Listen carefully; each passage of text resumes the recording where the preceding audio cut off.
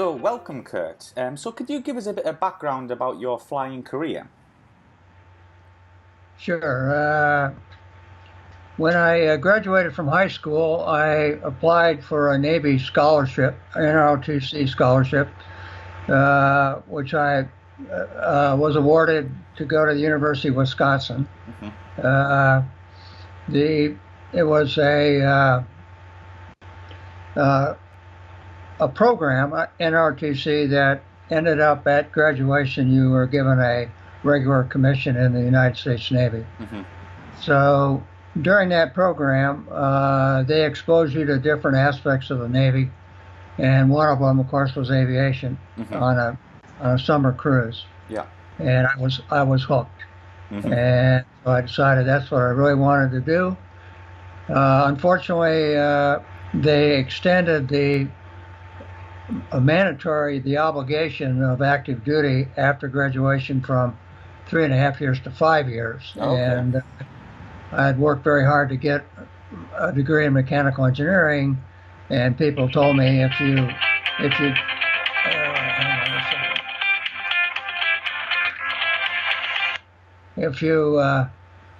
If you spend 5 years in the military, you'll be so far behind in the corporate world, behind your contemporaries, that you'll never catch up. So I decided that I would forego aviation and went and was on a destroyer. Hmm. Unfortunately, the task of the destroyer was to chase the carrier around, and I observed all the airplanes, and I said, "The hell with it! The 5 years, I want to do it." And so I requested, and the skipper approved it for me to go to flight training. So that's how I got involved in it. The first day of flight training, they ask everybody in the audience, "How many people want to fly jets?" And of course, everybody raises their hand. Yeah. And they said, "Well, look at the person on either side of you, because he won't be there if you are." Hmm. And I was fortunate enough to, standing in class and what have you, that I got my choice Hmm. of going to fighters. And so my initial assignment was to the F-8 Crusader, which was the current Navy fighter at the time. Hmm. A wonderful airplane, Hmm. and what have you. I spent a cruise, a little more than a cruise, in Crusaders, and then the squadron transitioned to F-4s. Hmm. And then I spent the rest of the time on active duty in F-4s, and then I was selected to go to the Navy Test Pilot School, where I had the pleasure of working with both the F-8 and the F-4. Hmm. And after that, I had, in the interim, gotten married and had a couple kids, Hmm. and so I decided that to leave the Navy, and Grumman was looking for someone to work with them on the F-14 program. So that happened to me in 1972, and the F-14 at that time was in its infancy. So, what was your initial role joining Grumman and working with the F-14? I was hired as an experimental test pilot, and the various programs, there are different aspects on when a brand new airplane's been developed. What I ended up doing was given the responsibility for the carrier suitability Hmm. effort on the airplane, which from a contractor standpoint is essentially going to a Navy facility and demonstrating that the design strength, the strength in the airplane, was adequate for the carrier-based task. Hmm. So, what was the Navy considering to be the principal threat to the carrier at this time? The threat that was evolving was the introduction of air-launched to surface missiles, and these were, of course, the perceived threat was the Soviet Union, and they had large bombers that carried multiple missiles, and these missiles were very, very high speed, supersonic missiles, and so dealing with the with the threat Hmm. is the Navy decided that what they needed was to kill the bomber before he launched the missiles. And to do that, it meant that you had to have an airplane that would go a long distance out range-wise, would be able to loiter on a cap station for a long time, and then have the ability to target and kill the bomber before he released the missiles. In conjunction with that, since there were always the threat of multiple bombers, the Navy wanted an airplane that could not only detect but track an airplane, a bomber-sized target, at long range, and had a missile that they could launch, and it would essentially, the radar in the fighter airplane would guide the missile, but it could do it to more than one target simultaneously. And the F-14 had the ability to do that at 6 different targets, which was considerably different than what the existing airplanes could do, which was only to designate and track one target. So what did the US Navy fighter community actually want in this new jet? Well, the fighter community wanted a airplane optimized for the fighter mission. And by that we mean the maneuverability was an obvious one, performance of the airplane, other things like field of view, so that you can see out of the cockpit to see the threat, and an internal gun. All of these things were things they'd been living without in the F-4. The F-4 was designed for a little bit different mission, so they were adamant about this time around they wanted an airplane optimized for the air-to-air dogfight mission. So the F-14 was strictly air-to-air at this point? The F-14 from the get-go was a multi-mission design for air-to-air and air-to-ground. And what happened as the fleet was involved in the development of the airplane, the fighter community was not interested in any of the air-to-ground capability. The times that was all the threat was air-to-air. There wasn't a whole lot of ground attack activity going on at that time, and so they decided they weren't going to spend any money or add any weight to the airplane for air-to-ground. They wanted it optimized for air-to-air. So initially the Navy actually wanted the F-111B, if I'm correctly saying. What went wrong with this? Well, the F-111B, and we've been guilty of it since, is that somebody decided the way to reduce costs was to have a common airplane for all the services. And that would, in order for that to be true, then you'd have to believe that the requirements for the carrier-based naval aviation, the Marine Corps, sometimes land-based close air support mission, and the Air Force's mission in their thing, that one airplane could do it all. And that evolved into the F-111. It turned out to be somewhat of a disaster from the Navy standpoint. Is that the airplane that resulted was extremely heavy. It had very poor maneuverability. It didn't have any of the aspects that the fighter community was looking for. And it turned out to be not suitable for the carrier-based task. The Air Force eventually evolved the airplane into a long-range strike airplane, but it's a completely different mission. So was the F-14 an actual design coming from the failure of the F-111, or was it already in design while these tests were going on?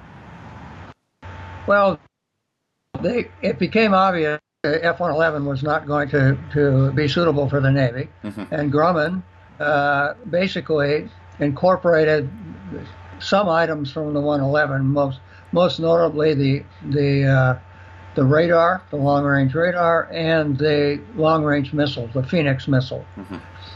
But then they, in regards to that, they went ahead and said, okay, but we're going to satisfy the other requirements as far as the dogfight or the fighter role. So I can imagine Grumman had a lot of design challenges. Could you name a few for us and what they actually went through? Well, yeah, basically it was to put these capabilities into a single airframe. Mm-hmm. And the technology at the time, the F-14 utilized all the available technology, but there were things that today make everything a lot easier. Mm-hmm. Probably the best example is the advent of the digital computer. Yes. Back then, computers were in existence, but they were analog computers. Yeah. And digital computers were not considered mature enough to be incorporated into a design. Mm-hmm. So the F-14 utilized small analog computers, Mm-hmm. but they were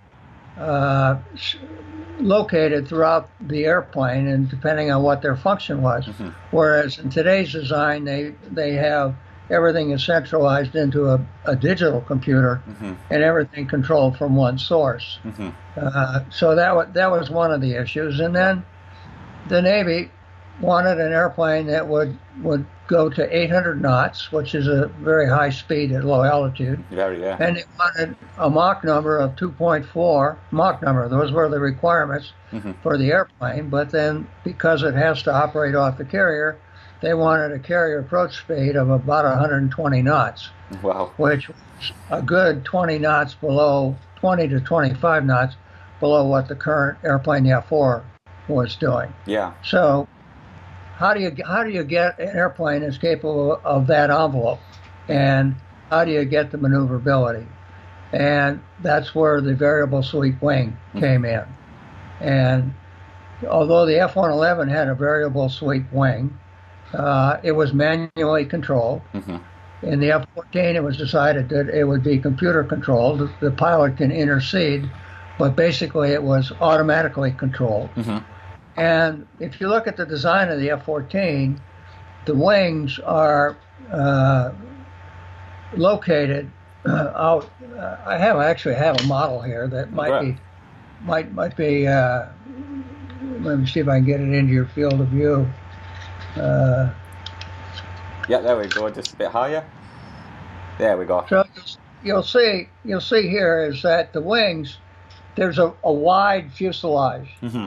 That the wings are positioned out here.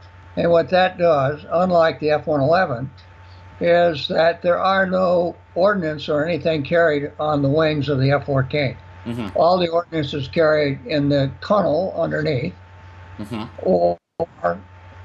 or on what we call the glove area, which is here, Mm-hmm. which is not part of the wing sweep. Mm-hmm. So it made the aerodynamic efficiency of the airplane considerably better. Mm-hmm. The other challenge that the Navy always faces is how do you reduce the size of the airplane when it's on the carrier deck? Mm-hmm. And Grumman achieved that by incorporating in the wing sweep is a function called oversweep. Mm-hmm. You could sweep the wings past the normal in-flight position, and it would put the wingtips inside the horizontal tail. Oh, okay. So reduce the size of the airplane.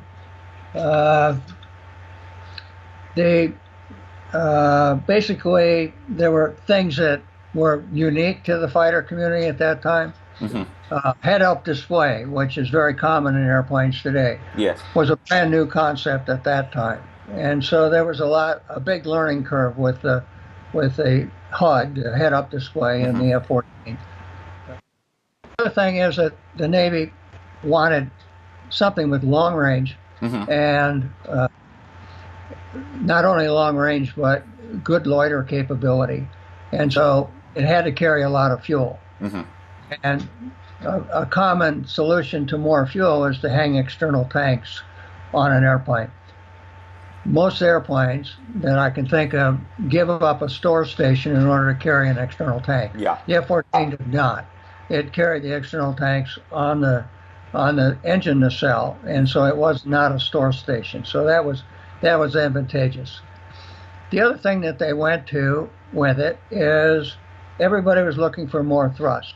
Yes. And the way to thrust at that time was turbofan engines to have a high bypass ratio, which had the advantage of being able to develop more thrust, but also was more economical as far as in flight, and as far as fuel efficiency. The challenge there was that when you made an afterburner to a fan engine, it created all sorts of new problems. And once again, go back to the non-existence of digital computers at the time. The fuel controls were all manual. And so basically, when the afterburner would be used to either to be lit off or shut down, it would send a pressure spike up the fan duct and cause the engine to stall. Well, the F-30, which is the engine that was in the F-111, was known to have very poor, what we would call operability, very prone to stalling, what have you. The Navy intent was that wasn't the engine intended for the F-14. Yes. There was Pratt & Whitney was developing an engine designated the 401, which was a higher thrust engine and modern technology. So basically, the F-14 was designed around the 401 engine with its thrust levels. Well, unfortunately, as that engine ran into huge developmental problems. Sorry, carry on. Huge developmental problems to the point that the Navy gave up on it and canceled the program. So the Navy, which had opted to use the TF-30 to get the initial development airplanes flying, but only to do that the first 31 airplanes. And from then on, it would have the big engine. Well, the big engine went away, and the TF-30 became the production engine for the fleet. And the engine ended up driving almost everything in the airplane. The way the pilots were required to fly it, to operate it, to avoid the engine stalls. In a fighter engine, you don't want to have to deal with that, but that was a necessity.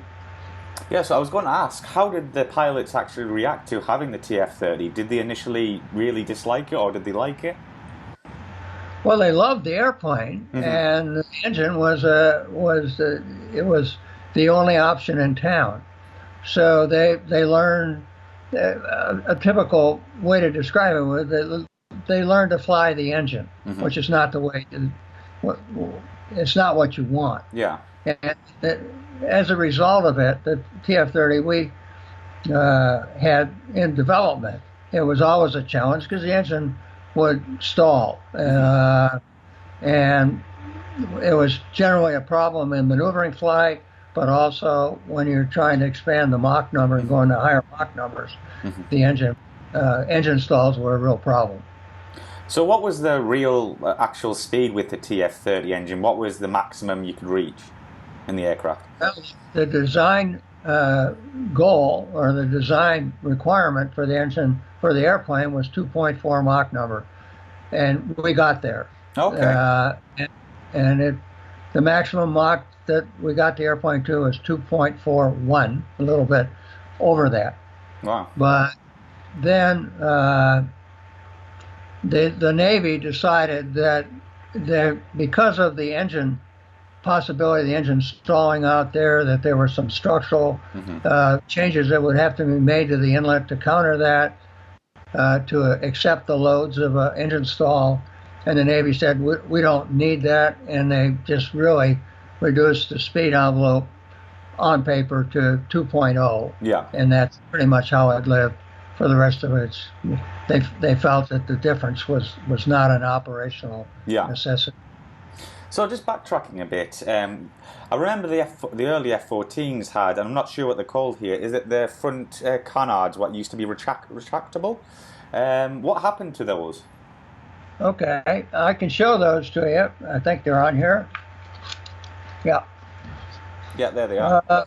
You can see these, and they're called glove vanes. Glove vanes, yes. And what they are is an aerodynamic surface that was extended either could be controlled by the pilot, but would also be controlled by the computer that controlled the wing sweep. Mm-hmm. And the value of them is because of their location forward on the airplane is they destabilize the airplane. Okay.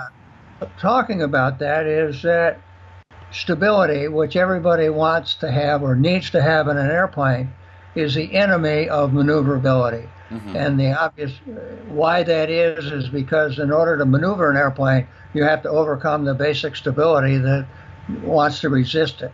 Mm-hmm. So the glove vanes were destabilizing supersonically, which because of the center of pressure on the wing that moves when you go supersonic, airplanes gain stability as they get supersonic. Yeah.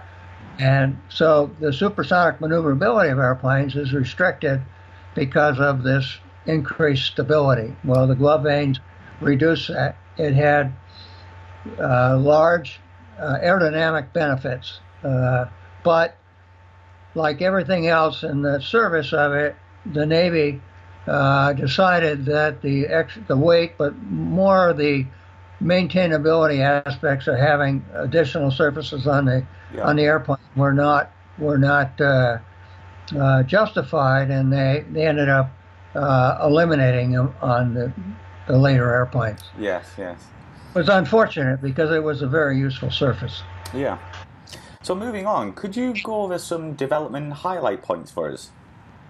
Yeah, I think basically the first thing that in the flight test program is all the fighter airplanes, at least the ones I'm familiar with, the Crusader and the Phantom, Mm-hmm. when you decelerated and slowed down with the airplane and increased the angle of attack, that's the angle of the call it the wind, if you will, the air to the wing, Mm-hmm. you'd reach a point where if you went any further, you'd lose control of the airplane. The wing would separate, it would roll off, and potentially it could go into uncontrolled flight. Wow. So the question was, where was this with the F-14? And so when the flight test program started looking at the high angle of attack characteristics and decelerating, lo and behold, is you could go all the way to full aft stick on the airplane, and the airplane wouldn't roll up. It just would be very controllable. Oh. And the reason for that was kind of explained a little bit later when we got into the structural program, because when you start to expand the structural envelope of the airplane, typically one of the limits you reach is what's called wing bending. Mm-hmm. It's a structural thing in that the wings assume as you go to higher and higher loads, the wings accept more and more load and eventually reach the strength of the wing. Mm-hmm. It would be a limitation, obviously. So on the F-14, when we got into that program, lo and behold, that as the maneuvering load was increased, suddenly the wing load started to decrease, Mm-hmm. which is certainly much to everybody's surprise because the airplane did not exhibit any nonlinearity. It was still maneuvering. Mm-hmm. And what it turned out was that the wings would start relieving because of the exceeding the angle of attack, but the aerodynamic load, the lifting, was transferred to the center body of the Mm-hmm. airplane. Yeah. And that was a big benefit of the wide-spaced engines, is that it actually became like a lifting body. Yeah. So basically what had happened is that the airplane really was nearly bulletproof as far as symmetrical G and load on it. Yeah. So I was going to say, with them all, when it was loaded up with Phoenix missiles, would that affect the lift at all? No, the Phoenix is a large missile. It weighs 1,000 pounds, and the airplane was designed to carry 6 of them. Mm-hmm. Now, 4 of those were carried on pallets in the tunnel, which is the area that we were discussing. 2 of them could be carried on the glove pylons. Mm-hmm. But the Phoenix or any kind of store in the tunnel really didn't affect the maneuvering capability of the airplane. And So if you start to think about it too, is that when you start to maneuver the airplane and fire and rolling the airplane and everything else, the closer to the center of the airplane that the heavy stores are, Yeah. the less effect it has, and so we got big benefits out of that as well. So it must have been very structurally safe and very strong. It was the only limitation that really came into the airplane is that on the F-14, when you roll the airplane, control it laterally, when the wings are forward, somewhat forward, we have spoilers on the wings which are used for lateral control. But then as you got the higher speeds and the wings came back, the spoilers were deactivated, and then all of the rolling moment of the airplane is created by the tails, the vertical or the horizontal tails of the airplane. These back here. Yeah. So if you can imagine this in the aft fuselage of the airplane, when you're maneuvering symmetrically, you put bending load into the aft fuselage of the airplane. But when you're rolling the airplane, you put a torque on it in order to roll the airplane. So basically, if it could handle without any problem as far as the rolling torque or the symmetrical torque. But if you exceeded the design limitation of the airplane of putting a lot of bending on it and then put the torsion in, that's where people had to watch what they were doing and stay within the limits of the airplane. Now, this is a characteristic that in today's world would be real easy with a fly-by-wire control system, because that way the flight control computers know exactly what's going on, and it would prevent that from happening. I should back up a little bit. Is the flight control system on the F-14 is hydromechanical. What that means is that the control surfaces, with the exception of the spoilers, the control surfaces are responded to by physical movement of either the stick or the rudder by the pilot. And in modern airplanes with the fly-by-wire control systems, there is no mechanical connection. So basically what that allows you to do from a central computer is it could send commands to surfaces, whatever would be appropriate to tailor for that particular moment. So the fact that the F-14 did all of this with mechanical, essentially hydraulic, but mechanical control surfaces, that the maneuvering capability of F-14 was done aerodynamically, whereas in a modern airplane with a fly-by-wire control system, is because they have complete control of all the surfaces, they can overcome a lot of aerodynamic design flaws in order to protect the airplane. So how well did the auto sweep work? Did it work every time? Was it reliable? It was very reliable, and not surprisingly, the first thing that came up was, well, what do you do if the wing sweep failed?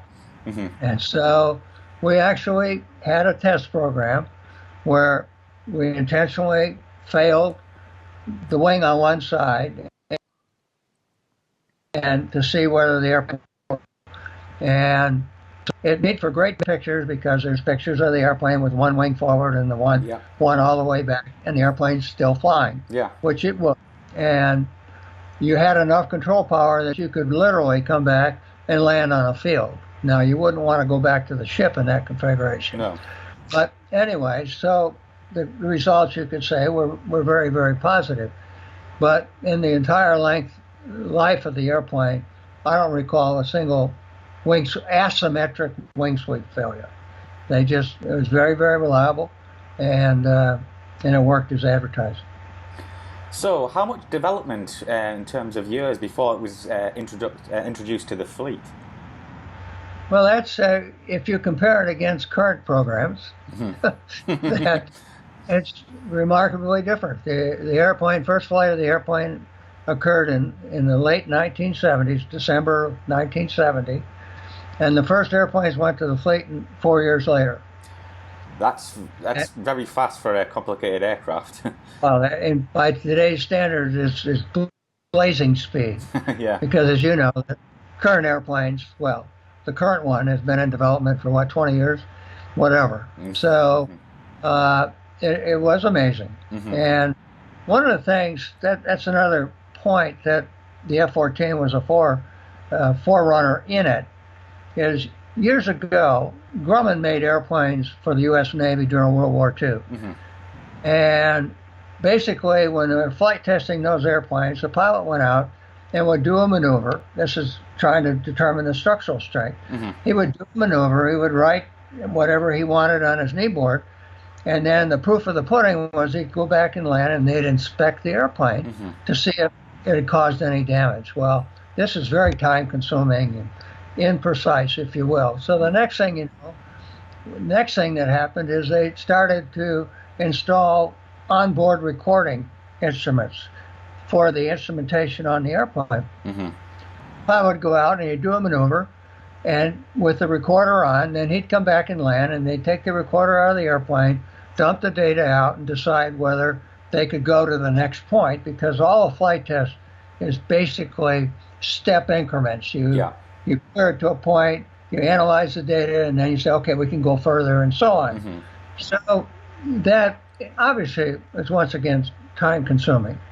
So the next iteration said, well, why don't we take this data that's being recorded and transmit it down to the ground? And so therefore the engineers can see it right after the maneuver is complete.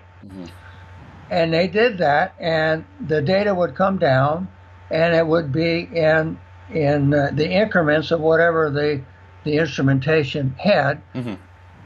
The engineers in the ground station would have to copy those down, go to their graph or their plot, and plot that and say, okay, it's following predictions, or it's higher or lower, whatever. Once again, time consuming. So the F-14 program got started. Grumman came up with what's called the automated telemetry station. And what that did is the same thing. As the airplane was heavily instrumented, all the instrumentation was transmitting the data down to the ground. But now it was entered into the computer. The computer would have the program, the software, in order to convert it. And so now the flight test engineer is looking at on the computer a graph of exactly where that new plot lies in relation to the predictions. So it just speeds the whole process up. And so when you're out there and you're particularly doing supersonic work, you're consuming a lot of fuel. So time is important. And so that allowed the expediting of the flight test program tremendously. And basically, the other thing that we took advantage of was in-flight refueling. We had our own A6 tankers that would go out with the project airplane, and then rather than having to come back and refuel and go back out, the project airplane would take on, if, for instance, in supersonic work, it would take on more fuel and continue the program. That's really what truncated the flight test program. So when it was on board and part of the fleet, a lot of aircraft started being retired, such as the F-8 and the A-5 in their reconnaissance role. Could you tell us a bit about how the F-14 filled this? Well, that was as you stated, is that the Fleet Air Reconnaissance, which is a photo airplane that would go out and would photograph potential targets or for bomb damage assessment, was performed by the photo F-8. And then as it got older and older, the Navy introduced the RA-5C, which was a conversion from the A-5A, which never really had much of a use. And it was a very effective one, but then it got retired. And so now the question, who's going to do the job? And the job fell on the F-14. They designed a pod, a reconnaissance pod, that could be carried on the airplane. And so the F-14 became, it's called a TARPS pod, Tactical Air Reconnaissance Pod. And that became the photo information for the fleet. And they developed that to the point in the latter stages of it, they actually could transmit that data back to the ship, so they would get it before the airplane ever came back to the ship. So how well did the F-14 fill that role? Well, it had everything that you wanted in a photo airplane. Everybody that has ever done the photo mission, speed is of the essence. Yeah. And faster the better, because you're going into high threat areas, and speed is typically your only defense. The F-14 had the speed. Yeah. F-14 had the range. If required, the F-14 had the endurance to stay in a target area. And it had a self-protection capability. So if it was being harassed by enemy fighters, it could fight back. An example, its predecessor, the RE-5C, had no air-to-air capability. So fighters, the only way it could combat the fighters was with speed. So the F-14 had everything they were looking for. Plus, the F-14, it didn't really affect the handling, speed, capability of the airplane. So it was very effective. So was there certain F-14 squadrons that just fulfilled their photo reconnaissance role, or did they have to do everything air-to-air, air-to-ground as well? Well, what they did is the normal air wing, that's the complement of airplanes on the carrier deck, would have 2 F-14 squadrons. So they didn't want to have to procure pods for all the F-14s because it was a specified mission. Yeah. So they would designate one of the 2 squadrons to have that capability, and then they would have a limited number of airplanes that were configured to carry this pod. And so that was now, to show you the value of it is the later modification of the F-14, which was the F-14D. They chose to modify the wiring in all the airplanes, so they could put a TARP pod on any of the airplanes. So that just shows you the tactical value of it. Yeah. And then in 1987, I think the F-14 had a massive upgrade with the F-110 engines. Could you tell us about this? Well, let me just step back a little bit to the TF-30, because the TF-30 had many problems. And the significant problem was in maneuvering flight is that a typical dogfight is the pilot would like the ability to select afterburner, come out of afterburner, move the engine to idle, to max power, what have you. The TF-30 didn't like any of that, and it had a tendency to stall there. Well, if a TF-30 airplane is in maneuvering flight and he's in full afterburner and an engine stalls, the first thing that happens is the afterburner will blow out. The thrust coming out of that engine goes to very low levels, and because it's not producing thrust anymore.